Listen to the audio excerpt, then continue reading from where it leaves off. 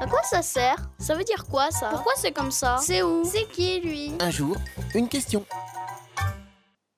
Les bonnes idées des enfants pour vivre en paix. Pour vivre en paix, on va à l'école, découvrir l'histoire de son pays et apprendre à réfléchir.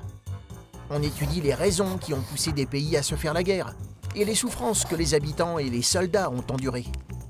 En écoutant ces témoignages et en s'informant sur les guerres qui existent encore aujourd'hui, on espère que plus personne n'aura envie de faire la guerre. Pour empêcher que cela recommence, c'est très important que l'on nous parle de la guerre et que l'on nous explique la paix.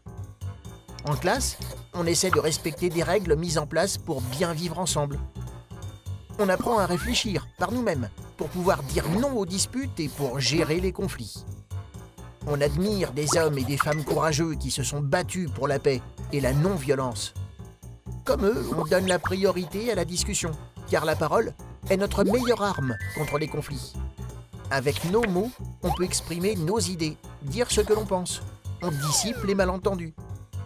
On exprime clairement nos émotions pour que les autres puissent bien comprendre ce que l'on ressent. Pour vivre en paix, on écoute ce que dit l'autre et on le respecte, même s'il a un avis différent. On garde en tête que ce comportement permet d'arrêter les guerres et de construire la paix. Pour vivre en paix, il faut y croire très fort et essayer, tout simplement. Tu te poses des questions?